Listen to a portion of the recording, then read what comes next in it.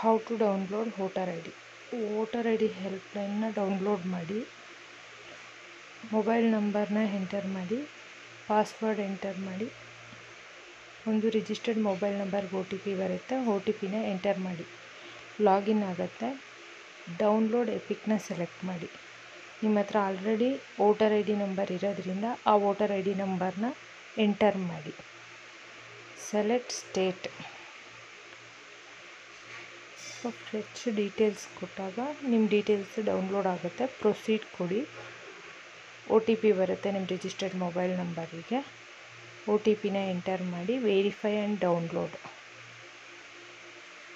So ನಿಮ್ಮ voter I D download ಆಗುತ್ತೆ.